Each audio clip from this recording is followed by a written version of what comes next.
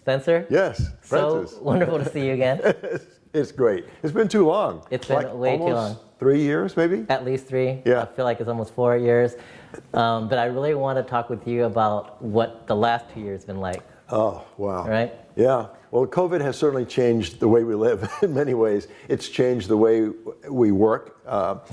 People have been working remotely. I was broadcasting from home for almost a year, for about 11 months. All of our main on-camera people at ABC-7 had a setup that the station provided that gave us a little camera and monitors and microphones and all that, earpieces. So I worked from home for 11 months, and then after I was fully vaccinated, I called the management and I said, I'm ready to come back into the studio. So we've been able to gradually bring people back into the workplace. Many people who work behind the scenes are still working from home. But COVID has changed our lives in other ways as well. Obviously, we have concerns about the spread of the disease, about getting sick, about losing loved ones. And it's also amazing to me that I'm beginning to see how many people in our society are science deniers. I mean, as a weather forecaster, I've known for a long time that many people are denying climate science and don't want to accept the fact that we have climate change and global warming. But there's so many people who don't want to do what we need to do to protect ourselves against COVID. They don't want to get vaccinated. They don't want to wear masks. So in many ways, COVID has revealed sharp divisions in our society. That's very disturbing.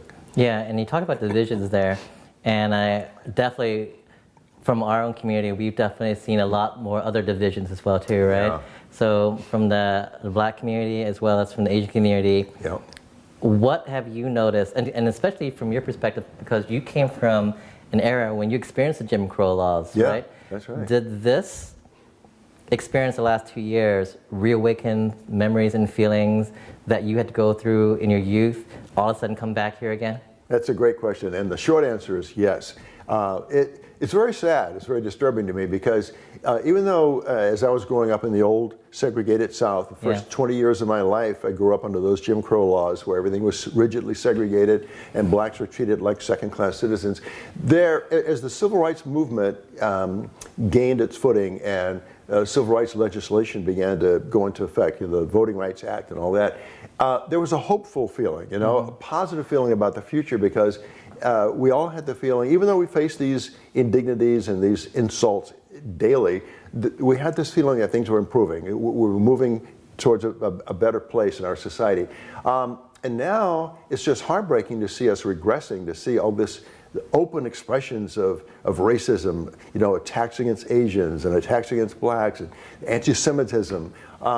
And I'm just going to call it as it is. We had a president for 4 years who encouraged that and exploited that kind of hostility and anger and brought it to the surface. And it's very disturbing that that's where we are again as a society, having to deal with the open expressions of racism. Yeah, it wasn't really that because it's within this lifetime, your lifetime, that you saw this, and then a dip in it, and then a resurgence of it again, right? Yeah. So I have to ask then, from your perspective, do you think racism was ever gone, or was it just suppressed? I think the short answer again is that it was suppressed, but I think we were moving for several decades towards a greater acceptance of diversity, of people of different colors, different faiths, different ethnic backgrounds. There was a period of time, I think in the 80s and 90s, when it appeared that our society was, we're never going to get rid of racism. There are always going to be people who will be bigoted for some reason against somebody. Yeah. But we seem to have been moving in a direction of broader acceptance of diversity and a broader feeling of inclusion. And we even elected a black president twice. Exactly. And it wasn't close. It was by wide margins, right? But it seemed to be that during the 8 years that Barack Obama was president, the people who weren't willing to accept this man as their president seemed to become emboldened in their expression of opposition. And that grew and grew. There was this group in Congress called the oh God, what were they called? Sarah Palin encouraged it. They're now called the Freedom Caucus, but they were called something else then. Okay. And then of course Donald Trump came along, and he launched his political campaign basically by saying Barack Obama was not born in the U.S. And then he was attacking Mexicans and calling them drug dealers and rapists, and so Yeah. when people who have these latent feelings of bigotry see a public figure like that expressing what they feel, that makes them feel like it's legitimate. So I can behave this way too. And now it's been kind of normalized, which is a very sad thing. What do you think this has done then in terms of the progression that we were hoping for? Because you are now a grandfather of 2 grandkids. And biracial grandkids. And biracial too. grandkids. What are your fears and hopes for their generation with what we are experiencing right now? Well, I must tell you, I still have more hope than fear. Okay. But there is fear and concern, I should say, about what they may face just because they're part black and part Jewish. Two groups that are targeted, Yes. two of several Yes. groups that are targeted by people that tend to be bigoted.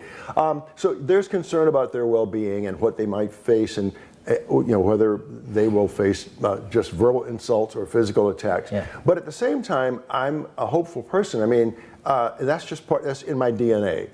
I grew up in the old segregated South, and in my early childhood, there weren't many reasons to be hopeful because of how rigid segregation laws were.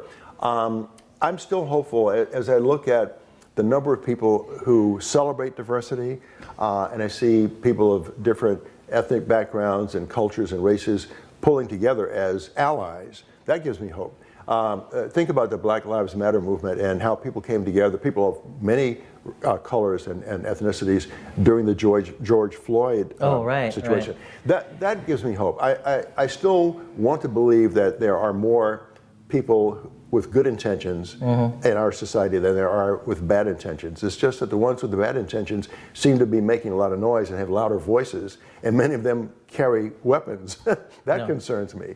But no, I'm still hopeful. I have more hope than fear, and I think that's how we have to approach life that way. Otherwise, we lose the battle.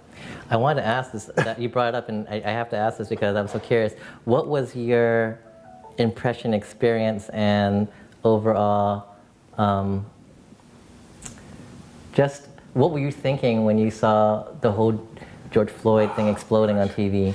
I didn't feel very hopeful initially that the police officer, Chauvin, was going to be convicted of the serious count of murder. Every time I watched the video, it didn't make me angry. It made me heartbroken. It just made me feel so defeated that that something like that can happen so publicly.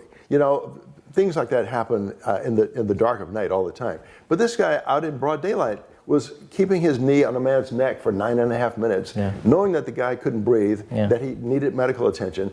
So every time as the trial went on, I kept thinking, is there any way that a jury is actually going to convict this guy? And when they returned the verdict of guilty, I just felt this sense of relief, not because I wanted to see him punished, but because I wanted to see justice. I just wanted to see someone held accountable for committing such a vicious, heinous act so publicly. Do you think the reaction of that resulting in a lot of the defund the police was justified then? I hate the term defund the police. Right. I think those of us who want to see better trained police officers and want to see police officers held accountable for their actions need to come up with better branding than defund the police, because that suggests to people who just casually listen to it that we want to disband police forces, take away funding. No, I think police forces need more funding, as a matter of fact, for better training, and better equipped people to handle tense situations and learn how to de-escalate tension. So they need more funding, not defunding. I agree. And also, you mentioned it earlier, and I want to bring back to it. I feel it too because I'm coming from my science background, right? I've never seen this much support for ignorance Oh, gosh. in my entire life. I Like know. how they wanted to disband the CDC and oh, you know, because I say this, don't worry about science. What's your impression right now of how we've gone almost backwards now in terms of how we're trying to educate our society? It baffles me. I don't know how we reawaken, assuming that it was ever there, reawaken an acceptance of facts and truth and science broadly in our society. I'm stunned by the number of people who call Dr. Anthony Fauci dirty names. You know, Yeah. he's a villain because he's encouraging us to do what we need to do to stay healthy and stop people from dying from this deadly disease. So, as I mentioned earlier, it seems like we have, well, let me back up a little bit. In our society, there's always been a strong anti-intellectual component. Think about it, right? And you know, as a scientist, that's true. So when we finally, as a society, began to think about, talk about, and address the reality of global warming and climate change, you had all these supposedly well-educated people, not just, you know, what we call rednecks, rejecting the science of global warming. We had Senator Jim Inhofe from Oklahoma just a few years ago walked into the Capitol building with a snowball that he had picked up off the street of Washington, D.C. during a snowstorm to say, this is evidence that there ain't no global warming. And I'm thinking, this is a U.S. senator? So if we have people in positions of authority like that who are of that mentality, then clearly we're going to have lots of average, everyday people who are going to reject science. And now we see the same thing with, you know, our efforts to fight COVID. People who are anti-vaccine, anti-mask wearing. I just don't understand it. It baffles me. And there is that, to me, it's almost this parallel, which I'm actually fearful of, because we had this warning of the healthcare system decades ago that it was not ready for any type of impact, and we're barely hanging on for the last 20 years in healthcare, and it wasn't until COVID hit that the whole thing took a matter of days to shatter, like just fall apart. And now we're doing we're seeing the same thing now of all these types of warnings for global warming, right? And then everyone's ignoring it, just like we're ignoring the healthcare system collapse. But the problem is that you can't fix that with policy once you destroy the environment. True. It's at that point out of our hands. And that's what really scares me, because we can still fix healthcare policy, but you cannot fix environment with policy. That's true. So that's what I'm actually, I mean, I feel like we're seeing that parallel right now in the same type of ignorance and the same type of ignoring the warning signs. I totally agree with you. I totally share your concern because global warming is an existential threat. It's a threat to life on this planet as we know it, especially to human life. But if other forms of life find themselves in the ecosystem out of balance, then that's a threat to human existence as well. Scientists, as you know, climate scientists have been telling us for about 5 decades now that the Earth is warming and that the release of greenhouse gases into the atmosphere contribute to this warming, and that we're going to see, you know, extreme weather patterns and extreme weather events that are of longer duration and a greater frequency. And all those predictions are not only coming true, but this is all happening at a more rapid pace than they had even predicted. So, you know, I started trying to report on this in the 70s and the 80s, but no one wanted to listen. Finally, in the 90s, more people in management positions in TV news were willing to, you know, run stories on climate change. And now it's all we talk about all the time, because now we see how severely many aspects of our lives are being affected by climate change. And you're right, we may soon get to a point where it's totally irreversible. And that's what worries me. Why are people sticking their heads in the sand? I mean, don't they want an inhabitable planet for their children and grandchildren? Maybe that's the way we have to frame the question. What do you think needs to be done in terms of us to, I mean, COVID pretty much woke us up a lot, but if anything, it just amplified what's been there, right? Yeah, that's right. And so the racism that was kind of hidden was amplified, the ignorance was amplified, and essentially right now, even the division has been amplified. Oh, that's something I want to talk about. I've never been more afraid in the last 2 years of seeing how the United States was not united. Oh my gosh, yeah. That's such a profound point you just made. And it's not. we're certainly not united, and we have political leaders who seem to want to further divide us. And that's of great concern to me. You know, when we had a president who was calling this pandemic Kung flu and the China virus, right? Now, what message does that send? And then as a result of that, there were people who, you know, followed that line of thinking and were attacking innocent Asian Americans because in their minds they represented where this virus came from. And many of the people being attacked weren't even Chinese. They were just, no, they weren't. But Sadly. in the minds of many people who tend to be bigoted, we all look alike. You know? I don't know how we solve that. I think we can try to make things better by getting back to something I was saying earlier about alliances, having allies. If people in various marginalized communities, if people in various underserved communities, if people in various ethnic groups, non-white ethnic groups, well, whites too, we should all be together. We shouldn't all turn on white people because there are obviously white people of good, good intentions and good hearts.